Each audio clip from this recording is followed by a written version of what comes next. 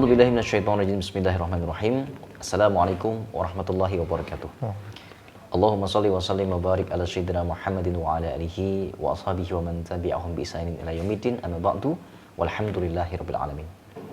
Kawan-kawan yang Allah, syukur kepada Allah Subhanahu wa taala atas segala nikmatnya, atas segala kesempatan yang Allah berikan untuk kita sekalian. Terkhusus nikmat iman, Islam yang masih ada dalam hati kita, sehingga sampai hari ini kita masih perlu belajar, kita masih semangat untuk memperbaiki diri dalam rangka meningkatkan ketakwaan kepada Allah Subhanahu wa taala. Tentu saja melalui salah satunya adalah program Romansa Keluarga Rasulullah SAW bersama saya Andri Aditya. Ya, teman-teman JL Family, insyaallah kita belajar bareng-bareng di dalam program ini, tentu saja bersama dengan tamu saya, alhamdulillah, ada Mbak Nadia, ada Mas Koko. Assalamualaikum. Waalaikumsalam, Ustaz. Alhamdulillah, berduanya masih bisa nemenin kita untuk belajar bareng. Dan tak lupa, salawat serta salam mari kita sampaikan kepada uswah kita, suri tauladan tercinta kita, kekasih kita, Nabi Muhammad SAW, beserta seluruh keluarganya, beserta seluruh keturunannya, beserta seluruh sahabatnya, dan semoga kita termasuk umat yang mendapatkan syafaat beliau di yaumil qiyamah kelak. Amin ya rabbal alamin. Teman-teman yang dirahmati Allah, kita hari ini akan bahas satu tema, Mbak Nadia, Mas Koko, yang seringkali jadi sebabnya orang itu merasa kayaknya dia bukan jodoh saya deh. Ya, apa itu ya? Temanya adalah penolakan, denial. Ya. Jadi kami setelah mengamati, kemudian ketemu dengan banyak pasangan, ketemu dengan banyak jamaah yang berkonsultasi dengan kami mendapati bahwa ternyata ada banyak rumah tangga itu yang masalahnya dimulai dari mereka tidak menerima pasangannya sebagai takdirnya. Mereka belum ridho kepada pasangannya sebagai istrinya atau suaminya, padahal sudah bertahun-tahun nikah. Ya, bertahun-tahun nikah tuh masih mikir, kok ini sih gitu. Kok kamu sih gitu ya. Dan ini tema klasik sebenarnya. Cuman barangkali mungkin sebagian orang tidak mau membahas ini karena rada-rada tabu gitu ya. Masa udah dinikahin masih denial juga gitu ya, masih enggak senang, enggak menerima gitu ya. Padahal inilah yang kemudian menjadi sebabnya sebagian keluarga tidak mendapatkan ketenangan dalam rumah tangganya. Padahal dalam agama ini ridho kepada takdirnya Allah itu salah satu pondasi dari akidah kita gitu ya. Selama ini kalau kita cuman sekedar menolak-nolak terus, maka yang terjadi adalah hadirnya ketidaktenangan. Ya. Sehingga dalam satu hadis qudsi Allah Subhanahu wa taala pernah mengingatkan buat kita sekalian, man lam yaskur, barang siapa yang tidak bersyukur ala na'mai, kepada nikmat-nikmatku, walam yasbir ala balai, dan tidak bersabar dengan ujian dariku, walam yardo biqodoi, dan tidak ridho kepada takdirku, kata Allah, ya, falyakhruj, keluar dia min tahtis samai, dari langit, dari langitku, kata Allah, fayaktub, dan kemudian silakan cari robban siwai, Tuhan yang lain.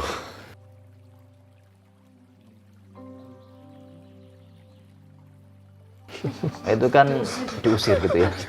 Dan rasanya pun kalau disuruh gitu kita nggak bisa juga gitu ya. Mintah tisamai, fayakhruj mintah tisamai. Nggak bakal kita ketemu langit yang lain gitu ya. Mau kemana lagi langitnya cuman ini gitu. Dan sefatal itu ya Ustaz kalau ya sefatal itu. Bahkan sampai Allah mengatakan wayaktub robban siwai, cari Tuhan yang lain selain aku, kata Allah. Ya, artinya bahwa ridho kepada takdir Allah itu adalah pondasi akidah. Sebagai makhluk, sebagai hamba ya ikut saja gitu ya. Bahkan dalam hadis yang lain Rasulullah juga mengingatkan, wardo bima qasamallahu lak, bersyukurlah, ridholah dengan apa-apa yang Allah berikan kepadamu, takun abnan nas, kamu akan jadi manusia paling kaya di dunia ini. Ya, sebab kadang-kadang kenikmatan, kebaikan, kekayaan ya, itu bukan karena wujudnya nikmat, tapi karena ketika kita bisa ridho atas nikmat itu, ketika kita bisa mengelola nikmat itu dengan baik. Ya, ada orang yang punya duit 10.000, ya, tapi senyum-senyum, ketawa-ketawa gitu. Ya, datang ke angkringan gitu ya, makan nasi kucing, minum es teh, sengguyang-guyu karo kancane gitu. Ya ada yang begitu. Tapi ada orang yang punya duit 10 juta, dia kemudian bingung. Ya Allah, kok tinggal 10 juta? Ya, kok tinggal 10 juta? Padahal masih ada 10 juta itu. Tapi bahasanya kemudian kok tinggal 10 juta? Seketika nikmat 10 juta itu hilang. Karena dia tidak ridho dengan itu. Nah, tapi ada orang-orang yang kemudian dengan yang kecil dia ridho, maka alhamdulillah itu jadi sebabnya pintu ketenangan datang dalam kehidupannya. Maka termasuk dalam urusan pernikahan, ya, dalam urusan kemudian kehidupan, khususnya pasangan suami istri, ternyata ridho kepada pasangan ini adalah gerbang awalnya kita tenang dalam rumah tangga. Nah, jadi memang harus di apa ya, diingatkan terus menerus, diasah terus menerus bahwa pasanganmu ini, istrimu ini, suamimu ini sudah takdirnya Allah. Ya, rawat dulu yang itu. Ya, jangan buru-buru pengen cari ganti gitu. Jangan buru-buru mau ditukar ya. Iya, karena kalau kita mau cari pasangan yang sempurna nggak akan dapat, nggak akan ada gitu ya. Sampai ada satu kisah yang barangkali mungkin bisa saya ceritakan adalah kisahnya seorang namanya Khalid bin Sofwan. Di ceritanya Khalid bin Sofwan itu seorang laki-laki yang dia itu sedang nyari istri, ya keliling-keliling cari istri sambil dia safar cari ilmu. Kemudian suatu saat dia datang ke satu masjid besar di Basrah, Masjid Jami, ngelihat kok ada antrian panjang sekali, gitu ya, antriannya panjang sekali. Begitu antrian panjang sekali dia nanya ke situ, ya, ke jamaah gitu, ya, ini antrian apa, gitu ya, ini antrian apa sih, kok sampai sepanjang ini?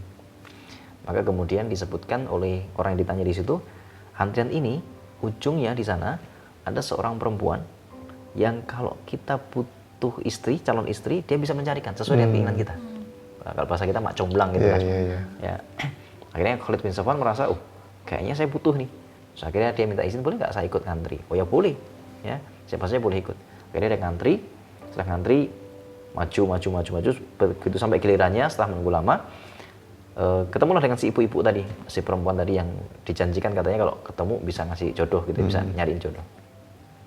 Terus ditanya sama si perempuan tadi, ya, Chef Ali, sampaikan kepada saya kriterianya seperti apa. Terus disampaikan gitu sama si Khalid bin Sofwan. Oh, saya tuh butuh istri yang cantik, dipandang tuh menyenangkan. Kalau saya lagi jauh dari dia, saya kangen, rindu gitu ya. Kalau pas saya punya harta, dia bersyukur. Kalau saya pas lagi tidak punya harta, dia bersabar. Ya, kalau saya punya keinginan ini, dia bisa membantu saya. Kalau saya kemudian punya hal-hal yang kira-kira sulit, dia memberikan saya ketenangan, dia bisa mendukung saya, mensupport saya gitu ya. Pokoknya baik gitu, tutur katanya lembut, ya, perawakannya seperti ini dan sebagainya. Dia sampaikan itu. Ya, begitu speknya tuh luar biasa lah pokoknya ya. Barangkali kalau grade-nya tuh grade S gitu ya. Ya udah di atasnya A lagi gitu. Akhirnya setelah mendengar semua spesifikasi itu, si perempuan tadi yang katanya bisa jadi mak comblang tadi itu mengatakan, kalau yang seperti itu saya sudah nemu. Kaget dia kan, nggak mungkin ini. Orang saya nyari kemana-mana tuh spek itu nggak ada gitu ya. Ini sekali ketemu dengan ibu ini kok langsung nemu, langsung dapat gitu ya. Maka kemudian si Khalid bin Sofwan nanya, aina hiya, kemana, di mana itu si perempuan? Maka kemudian si ibu itu mengatakan, di surga. Kalau bahasa kita, kamu mati kamu mati dulu nanti ketemu yang seperti itu gitu ya. Artinya memang spek di dunia ada yang kayak gitu. Ini akhirnya menjadi pelajaran bagi kita, teman-teman yang dirahmati Allah, bahwa teman-teman JL Family juga yang menyaksikan, tidak ada satupun manusia di dunia ini yang sempurna memenuhi kriteria kita. Kita pengen seperti apa? Tidak akan ada orang seperti itu. Ya, andai pun ada, pasti pun Allah sediakan kekurangan di balik itu semuanya. Ya, mungkin kita dapat yang kita inginkan 1-2 poin, tapi ternyata kekurangannya 3 poin. Ya. Minus kan. Jadi manusia selalu punya sisi negatif, sisi positifnya gitu kan. Bahkan Allah Subhanahu Wa Taala kemudian mengingatkan kita ya lewat hadis Rasulullah SAW bahwa innallaha la yanzuru ila suwarikum wa amwalikum. Allah itu tidak melihat kalian dari jasad kalian, dari rupa kalian, juga dari harta kalian, ya. Walakin akan tetapi Allah itu yanzuru ila qulubikum, hati kalian, wa amalikum, dan amal kalian.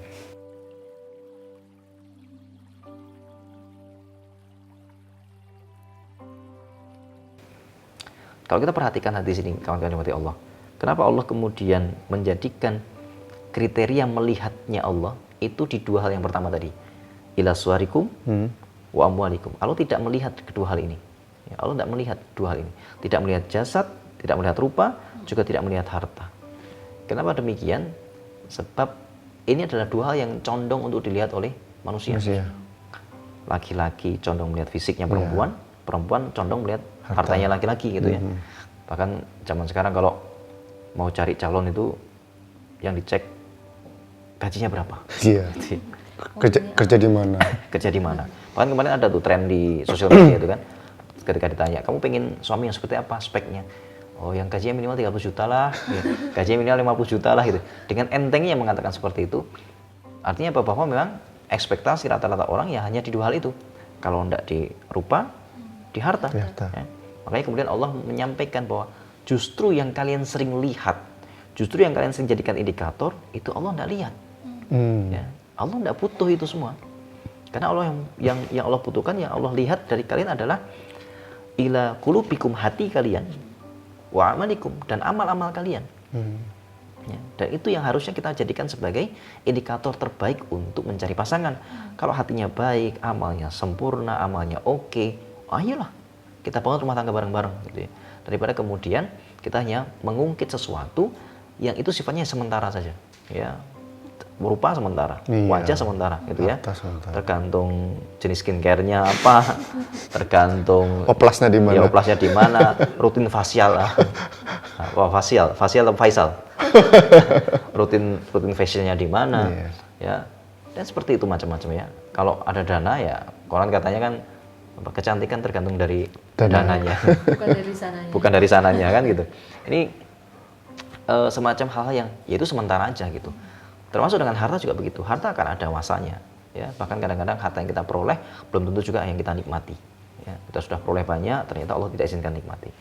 Jadi ini perkara-perkara yang sebenarnya remeh-temeh malahan kalau kita mau bicara lebih lanjut gitu ya. Ditambah lagi kadang-kadang ada orang-orang yang menolak pasangannya bukan hanya karena masalah itu saja, bukan hanya masalah wajahnya, bukan masalah hartanya, tapi mengungkit masa lalunya, tidak terima dengan masa lalunya misalnya. Ya, sudah nikah masih nanya dulu kamu pacaran sama siapa? Ya, dulu kamu nanya mantannya dulu siapa? Mantannya siapa saja itu. Akhirnya mendatangkan ketidaktenangan dalam hati, ya sudah. Malah insecure sendiri habis Malah iya, gara kepo malah jadi insecure kan. Wah, ternyata mantannya speknya di atas dia semua gitu. Nah, ini jadi sebabnya kemudian ketidaktenangan hadir dalam rumah tangga. Maka ridho adalah pintu awalnya ketenangan dalam rumah tangga kita, insya Allah. Gitu ya. Jadi teman-teman CL Family yang rahmati Allah, jangan biasakan mungkit masa lalu, ya. Dan salah satu penyakit yang tidak ada obatnya itu kan mungkit masa lalu. udah nggak bisa diubah pula. Udah nggak bisa diubah gitu ya. Malah jadi terngiang terus gitu ya. Akhirnya jadi ketidakridhaan kita kepada pasangan, ada kebencian kepada pasangan ya, dan lain sebagainya. Dan itu sering terjadi, jadi sebabnya kecewa, sebabnya kufur nikmat kepada Allah dan lupa. Ya, akhirnya apa ya? Karakter jadi tidak terkendali gitu ya. Kalau tidak terucap di hati jengkel, kalau terucap nyakitin hati. Gitu. Jadi masalah gitu ya. Saya itu tidak suka sama kamu tuh kurang putih. Tidak enak diajak jalan gitu ya. Ya sudah, mau dapatnya segitu ya. Ya mau dipoles kayak apapun ya mentok di level itu. Sama ketika seorang istri kemudian menuntut suaminya, ya saya tuh capek sama kamu miskin terus gitu. Misalnya, padahal si suami itu udah ngotot kerjanya kan, udah banting tulang ya, kaki jadi kepala jadi kaki gitu ya, macam-macam lah. Tapi memang Allah takdirkan rezekinya mentok di situ. Semua apa lagi? Ya, kecuali kemudian kita kembali kepada rasa syukur kepada Allah dan ridho atas takdir kita gitu ya. Jangan sampai terucap hal-hal yang menyakiti hati pasangan gitu. Andai dulu saya tidak sama kamu. Ini kan nauzubillah min dzalik. Menyakiti hati pasangan pertama, yang kedua juga kita tidak ridho kepada takdir Allah Subhanahu wa taala, malah tambah-tambah tuh dosanya ya. Nanti malah balas-balasan. Oh, saya juga tidak mau sama kamu sebenarnya gitu ya. Karena kepepet aja terpaksa gitu ya. Kayak rampung. Ya, akhirnya tidak selesai. Dan setiap orang kalau mau nyari kekurangannya pasti ketemu kan? Pasti ada gitu. Maka sampai kita pernah ingat kisahnya Buya Hamka tuh ya. Yang ketika ditanya oleh seseorang ya, ya Buya, niatnya pengen menjatuhkan Buya Hamka dan agamanya gitu. Ya Buya, saya ini ke Arab. Tapi di sana ternyata saya ketemu pelacur. Ya, ternyata di Arab tuh ada pelacur juga ya, ada prostitusi juga ya. Buya Hamka mengatakan, oh saya malah habis pulang dari Amerika nggak ketemu pelacur. Kaget sih orang ini kan. Wah nggak mungkin, di sana gudangnya gitu. Apa kata Buya Hamka dengan cerdasnya menjawab, kita itu hanya akan menemukan apa yang kita cari. Kamu ke Arab cari prostitusi, cari keburukan, ya kamu akan ketemu keburukan. Sementara saya di Amerika, saya mencari kebaikan, ya saya ketemu kebaikan. Ya. Maka kita ini hanya akan mencari apa yang kita hanya akan menemukan apa yang kita cari. Jadi memang akhirnya kita tuh hanya akan menemukan apa yang kita cari itu. Kalau kita nyarinya kebaikan, ya kita akan ketemu kebaikan. Tapi kalau kita nyarinya keburukan, ya kita akan ketemu keburukan. Ya, sampai di pepatah Melayu itu ada satu kalimat begini. Sekurus-kurusnya ikan pasti ada dagingnya. Segemuk-gemuknya ikan pasti ada tulangnya. Betul. Kalau kita mau cari kebaikan pasti ketemu. Kalau mau cari keburukan ya pasti ketemu juga gitu ya. Maka sampai Rasulullah SAW itu menyampaikan gitu bahwa setidaknya kalau kamu tidak suka dengan satu hal pasti ada kebaikan yang lain gitu ya. La yafraq mu'minun mu'minatan. Jangan sampai seorang mukmin itu jangan sampai seorang mukmin itu membenci mukminatan, istrinya, perempuannya. Ya. In kariha minha khuluqan, kalau dia tidak senang dengan akhlaknya, radiya minha akhar, dia akan bisa ridho dengan hal yang lainnya gitu ya. Nah, itu yang harus kita tanamkan, itu harus kita kuatkan gitu ya. Cara ngelatihnya gimana Ustadz? Kadang kan kalau udah emosi jadi yang lalu-lalu aja diungkit terus gitu. Ya. Pertama, sadari bahwa tidak cuma pasangan saya yang punya aib, saya juga punya aib. Oh, iya. Kalau saya kemudian mengorek aib pasangan saya, apakah saya juga ridho kalau aib saya dikorek-korek gitu, dicari-cari. Dan akhirnya kita hanya akan hidup dengan gambaran aib pasangan kita masing-masing. Ya. Ingat bahwa pasangan kita punya keburukan sebagaimana kita punya keburukan. Kita tidak mau keburukan kita diketahui atau diekspos, ya, sebagaimana kita juga jangan sampai kita mengekspos keburukan orang lain, sebagaimana kita tidak mau keburukan kita diekspos gitu ya. Maka hormati pasangan kita dengan masa lalunya. Maka teman-teman yang rahmati Allah, sampai guru saya dulu pernah menggambarkan kayak gini. Pernikahan itu sama seperti rukun Islam. Rukun Islam itu kan ada 5. Syahadat, sholat, puasa, zakat, haji. Ya, ketika seorang itu menikah maka dia syahadat, dia berikrar. Akad. Ya, dengan akadnya dia berikrar bahwa saya menikahi kamu, maka ini janji saya. Kemudian sholat itu bentuk ketaatan.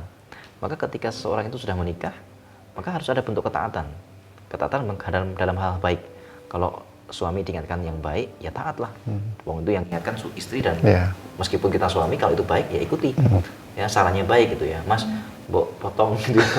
Oh, ternyata sampai dihabisin. Udah habisin. Kontrol. Kalau taat gitu ya, saking taatnya gitu. Misalnya seperti itu. Terus kemudian yang ketiga adalah puasa. Puasa itu menahan diri. Ya, maka ketika dalam pernikahan, ya tahan emosi, tahan amarah, tahan ego masing-masing. Karena setiap kita pasti punya kelemahan, punya kekurangan. Ya, jangan sampai sesuatu yang kira-kira berpotensi menyakiti hati pasangan keluar dari lisan kita. Ya, kalaupun ingin menyampaikan sesuatu, sediakan diskusi yang baik, sediakan ruang lingkup yang baik. Ya, siapkan hal-hal yang sekiranya mendukung diskusi itu atau pembahasan itu mengarahnya pada kebaikan, bukan hanya untuk sekedar mencari aib-aib saja. Yang keempat, ada zakat. Zakat itu simbol keikhlasan. Ya, orang kalau sudah menikah, ya berikan yang terbaik dengan perasaan ikhlas. Dan kelima adalah haji.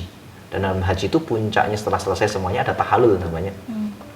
Potong rambut. Ya, orang kalau sudah potong rambut, itu wajahnya baru biasanya. Ya, maka kalau sudah menikah, ya seperti tahalul, wajah baru.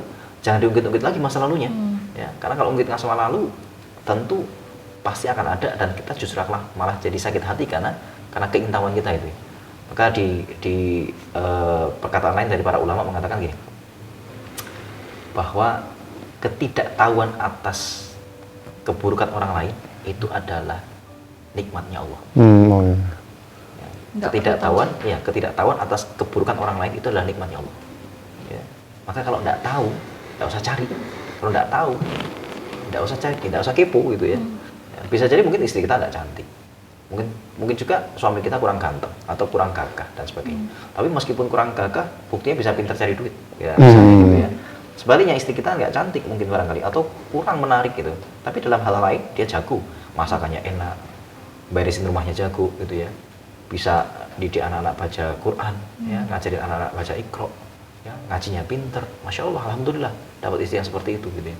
Daripada kemudian istri yang speknya model gitu ya, speknya bidadari tanpa sayap, yang ngambang tadi, ya. Tapi kemudian malah tidak fokus dengan keluarganya, mereka senang keluar rumah, senang menghabiskan waktu dengan teman-temannya, malah akhirnya anak-anaknya tidak terurus dengan baik. Maka teman-teman yang Allah, ini menjadi sebabnya kita perlu bersyukur bahwa setiap orang pasti punya kelebihan. Dalam patah harap dikatakan begini, la tahtakir man tunaka.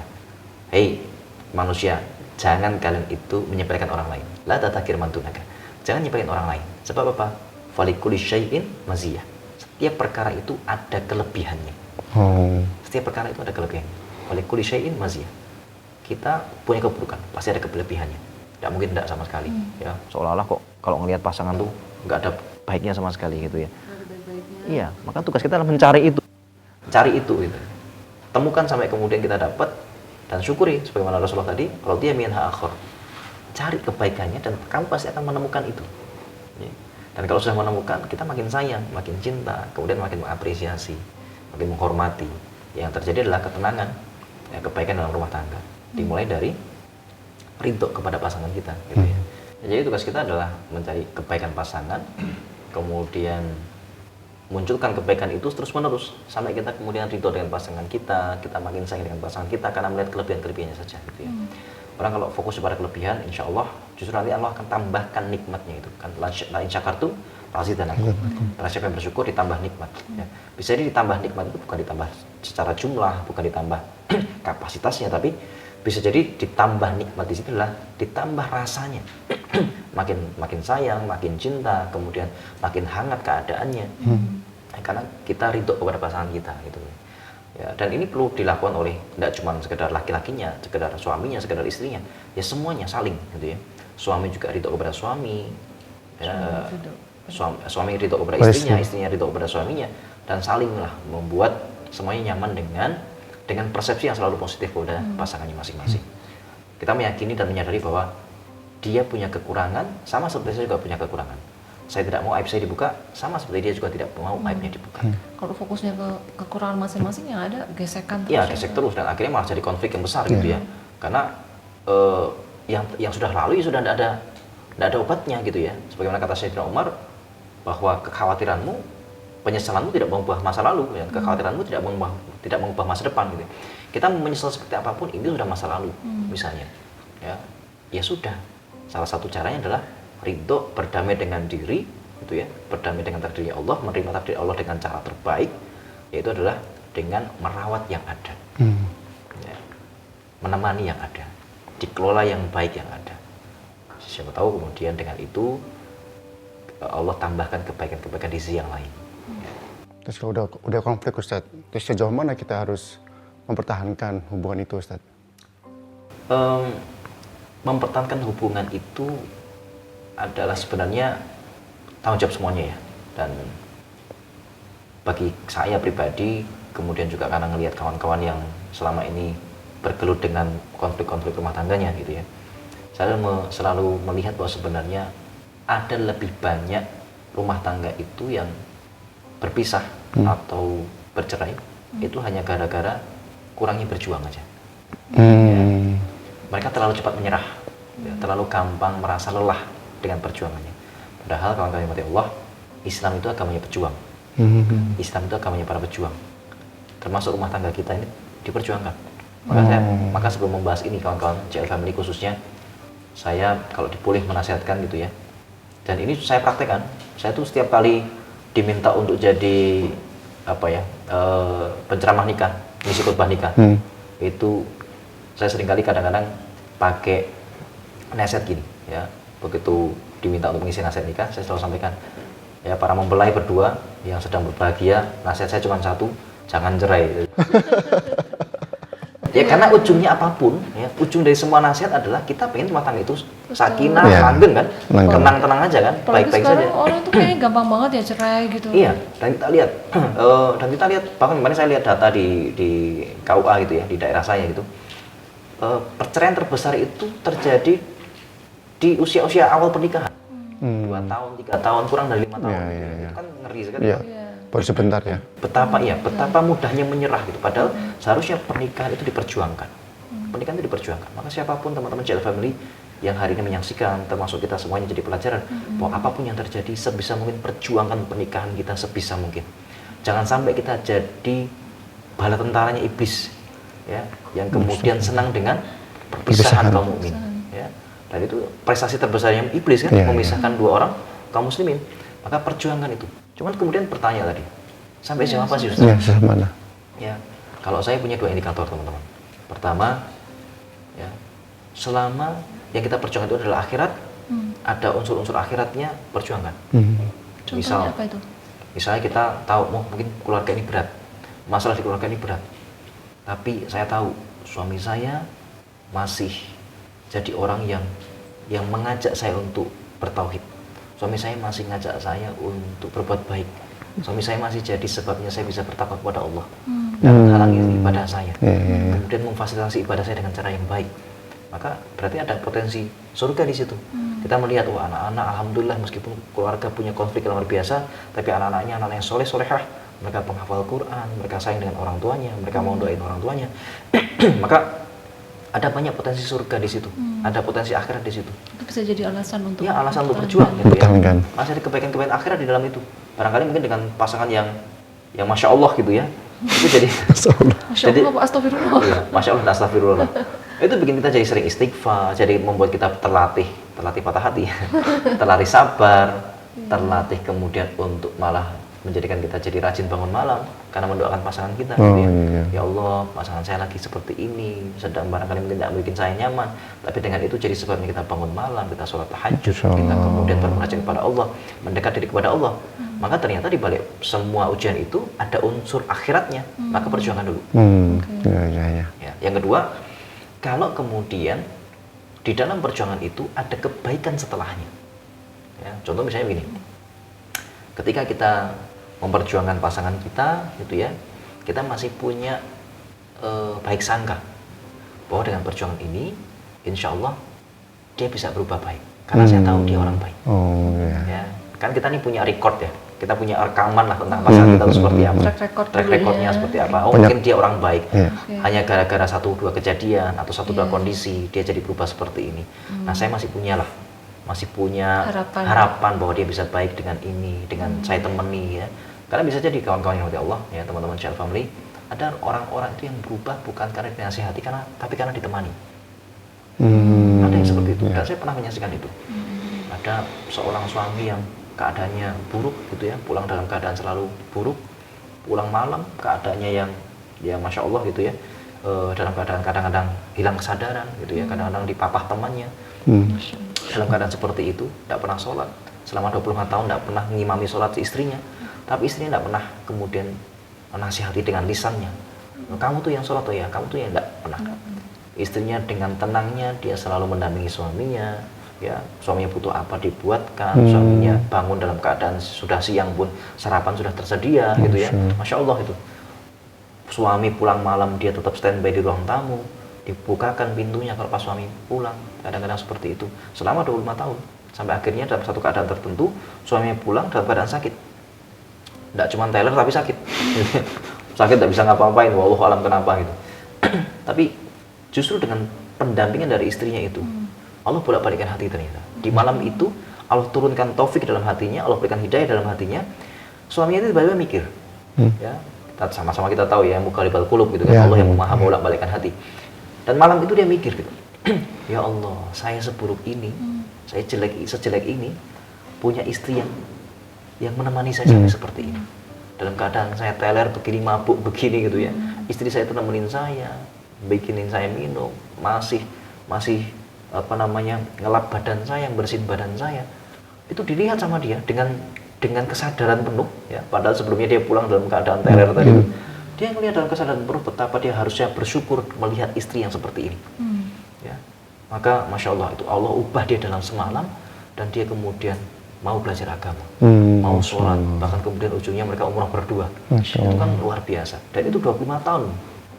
Dengan apa? Dengan ditemani, tidak pakai lisan, nggak pakai dikatain, kata-katain gitu ya, nggak pakai diomelin, nggak pakai teriakan. Masya Allah itu. Maka ada kadang-kadang pasangan-pasangan kita itu ya, yang dia butuh ditemani. Maka perjuangkan ketika kita masih punya harapan bahwa orang ini masih bisa baik, pasangan saya masih bisa baik ya, kapanpun itu Allah maha membolak-balikkan hati ya. Terus kapan perjuangan berhenti? Nah, kalau perjuangan berhenti, kalau itu ada kan 2 alasan perjuangan harus diteruskan gitu ya, dilanjutkan. Tapi ada juga 2 indikator yang perjuangan ini boleh dihentikan. 1, ketika urusannya sudah membahayakan akidah. Selama belum membahayakan akidah, tidak apa-apa. Ya, tapi kalau sudah urusannya membahayakan akidah, misalnya ada suami ngajakin istri ke dukun mulu. Ya. Ini rezeki kita seret nih, ayo kita ke gunung yang itu. Ya. Rezeki kita sempit nih, ayo kita ke air terjun yang itu, gitu ya. Ya. Terus ngajakin yang begituan terus gitu ya. Nyari hal-hal yang berbau syirik terus, maka perlu dipikirkan ulang. Ya, ini akidah kalau kita teruskan terancam. Ya. Yang kedua, kalau yang pertama membahayakan akidah, yang kedua membahayakan fisik.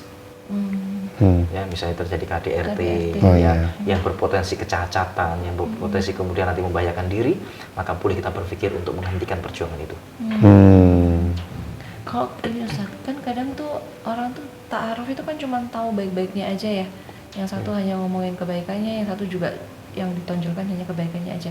Nah pada saat udah berumah tangga, muncullah hal-hal yang nggak dia suka, baru tahu kalau ada kebiasaan-kebiasaan yang dia nggak sreg kayak gitu. Terus kemudian orang berpisah dan menyalahkan ta'arufnya. Nah itu gimana tuh Ustaz? Saya kayak kenal ya. Yang model-model begitu banyak. Iya. Ya, dan kita juga perlu belajar kawan-kawan ya, perlu kemudian menyikapi ini dengan bijaksana, bahwa yang salah bukan ta'arufnya. Yang salah adalah persepsi kita terhadap pernikahan. Bukan ta'arufnya yang salah. Teman-teman yang dirahmati Allah, teman-teman JL Family yang dirahmati Allah, perlu diketahui bahwa pernikahan itu memang akan mengantarkan kita pada suasana yang mengejutkan. Nggak mungkin tidak. Ya. Jadi mau pakai ta'aruf kek, mau pakai jalan yang lain kek, kita ini pasti bakal tetap terkejut gitu ya. Kenapa? Sebab satu, kita selama ini tidak pernah hidup dengan dia. Oh iya. Dalam intensitas waktu yang Lama. ya, dan intensitasnya juga lebih kan, keseringannya juga lebih. Kedua, seringkali ketika kita berkenalan dengan siapapun itu, dengan orang baru, apalagi ta'aruf itu ya, pasti yang dimunculkan yang baik-baik tadi. Baik aja ya. Maka sampai bahasa bercandaan saya itu gini Mbak, masalah terbesar dalam rumah tangga itu. Jadi sampai saya tuh punya bercandaan dengan kawan-kawan di urusan pernikahan tuh ya, bahwa karena saking banyaknya kita seringkali ketemu dengan masalah, problem gitu ya, bahwa ternyata problem terbesar dalam rumah tangga itu bukan kurangnya komunikasi, bukan ini macam-macam gitu, bukan nafkah, bukan itu, bukan lain-lain, tapi apa? Satu, salah milih. Kita salah nggak ya? Ya, salah milih gitu ya. Dan memang itu pasti terjadi gitu. Sebab kita memang dihadapkan pada kondisi yang kita ini sebenarnya nggak tahu siapa pasangan kita. Makanya tadi pentingnya ada sebuah bingkai berpikir bahwa siapapun yang sekarang hari ini jadi pasangan saya, bukan karena kesalahan saya memilih, tapi memang itu yang dikehendaki oleh Allah Subhanahu Wa Taala, yang bisa jadi dari mereka lah kita bisa belajar melengkapi diri. Ya. Dari mereka lah kemudian kita jadi belajar untuk menyempurnakan ilmu. Ya. Saya teringat sebuah kisah kawan-kawan dari Allah ya, para CL family yang menyaksikan, bahwa ada seorang ulama namanya Syekh Abu Muhammad Al-Qayrawani. Beliau ini seorang ulama besar. Beliau alim ya. Syekh Abu Muhammad ini ternyata diberikan anugerah oleh Allah Subhanahu Wa Taala berupa istri yang kurang baik. Perangainya itu tidak baik lah. Ya, lisannya tajam, kemudian tidak menjalankan kewajiban sebagai istri. Ya pokoknya karakternya tajam lah ya. Dan ternyata bahwa tidak cuma kita aja yang mengalami itu, para ulama pun mengalami itu gitu ya. Jadi tolong sabar. Yeah. Aman. Ulama dulu juga gitu. Ulama kayak gitu kan. Sabar ya. Jangan kan ulama, istri Nabi aja ada yang begitu gitu ya. Nabi Nuh, Nabi Lut istrinya begitu. Yeah. Jadi memang ada beberapa orang yang soleh, orang yang alim itu diuji dengan istri. Tapi ketika kemudian ditanya oleh sahabat-sahabatnya, ya Abu Muhammad, kenapa engkau tidak menceraikan istrimu? Kenapa engkau tidak berpisah dari istrimu? Maka jawaban dia adalah, pertama, saya bersyukur kepada Allah Subhanahu Wa Taala atas nikmat-nikmat saya yang lainnya. Saya diberikan istri, saya diberikan anak, saya diberikan kesehatan, saya diberikan ilmu dan sebagainya. Langkah pertama dia adalah dia mensyukuri nikmat yang lain dulu. Ya. Yang kedua, dia melihat bahwa bisa jadi istri saya yang seperti itu adalah sebabnya kelemahan agama saya. Jadi dia menganggap bisa jadi karena saya juga punya kekurangan, gitu loh. Sampai saya diberikan istri yang seperti itu. Bukan menyalahkan. Bukan menyalahkan istrinya, bisa jadi kekurangan istri saya juga pertanda kekurangan agama saya, kurangnya agama saya. Ya. Yang ketiga adalah beliau mengatakan begini, dan ini yang paling keren adalah, saya khawatir kalau saya menceraikan dia, Allah akan memberikan ujian yang lebih berat daripada ini. Dapat yang lebih tajam lagi. Daripada kita tajam lagi gitu ya. Maka daripada saya ngelepas yang ini dapat yang lebih zong gitu. Maka dia berusaha mempertahankan itu, dia kemudian berusaha mensyukuri itu, dan ini kita belajar dari Syekh Abu Muhammad bahwa ketika kita mendapati pasangan kita tidak sesuai dengan keinginan kita, atau barangkali mungkin kita mendapati kok dia berbeda dengan yang kita harapkan dulu, maka pelajari, ambil 3 sikap ini. 1, bersyukur dulu dengan nikmat Allah yang lain.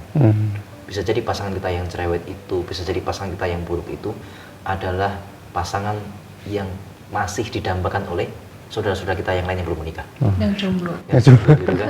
Halo jomblo. Ya, bagi jomblo lelah maupun jomblo lilah gitu ya. Udah jomblo lelah banget nantinya gitu. Maka bisa jadi pasangan-pasangan yang hari ini kita miliki dengan apapun kekurangannya, dengan apapun wujudnya dan bentuknya gitu ya. Mungkin itu adalah pasangan yang dinanti-nanti oleh orang lain yang hari ini masih berdoa dalam munajatnya. Syukuri dulu kita punya anak keturunan, kita punya kesehatan ya. Kemudian yang kedua adalah bisa jadi itu jadi sebabnya kita untuk memperbaiki diri. Ada kekurangan yang Allah ingin tunjukkan. Ya, kalau kata Syekh Abu Muhammad tadi, kekurangan agama. Sebab memang bisa jadi ketika rumah tangga itu belum baik adalah ciri dari belum baiknya ilmu agama. Sebagaimana hadis Rasulullah SAW, man yuridillahu bihi khairan yufaqihu fiddin. Orang kalau mau dibaikkan oleh Allah dalam segala urusannya, yufaqihu fiddin. Dia akan dibaikkan dulu dalam urusan agama. Jadi bisa jadi dengan kita memperbaiki agama kita, nanti pasangan kita juga ikut baik dengan sendirinya. Allah bolak-balikkan tadi hatinya. Sama seperti kisah yang tadi itu, 25 tahun nemenin suaminya, dia fokus, dia sholat, dia fokus, dia ibadah, dia fokus mendoakan suaminya. Akhirnya apa? Suaminya baik sendiri. Dan yang ketiga, ya bisa jadi pasangan kita hari ini yang belum tentu sama dengan ekspektasi kita, belum tentu sesuai dengan keinginan kita, itu adalah ujian yang jauh lebih ringan daripada ujian-ujian lainnya yang nanti akan datang berikutnya. Kalau kita menyerah dengan yang ini, gitu. Jadi teman-teman yang Allah, ya begitu. Ada banyak hal yang perlu kita syukuri dulu intinya. Syukuri dulu ya Bun. Alhamdulillah, pemanan.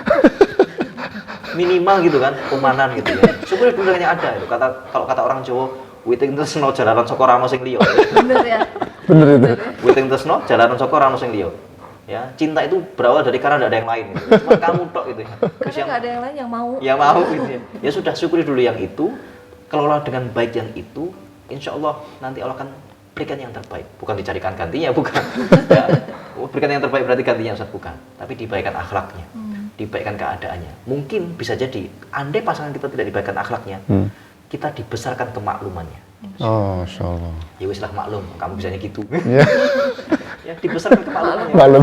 Ya, alhamdulillah gitu. Maka teman-teman yang dirahmati Allah, semoga teman-teman channel family yang dirahmati Allah, kita tidak mudah untuk menyimpulkan pasangan kita ini buruk atau tidak. Ya, di hadapan kita, pasangan kita, suami kita, istri kita adalah ujian buat kita sebagai motivasi untuk kita memperbaiki diri. Ya, yang pertama. Yang kedua, supaya kita bisa kemudian bersyukur atas nikmat-nikmat Allah Subhanahu wa taala. Bahwa apapun yang ada di hadapan kita saat ini bisa jadi adalah doa yang diharapkan oleh orang lain.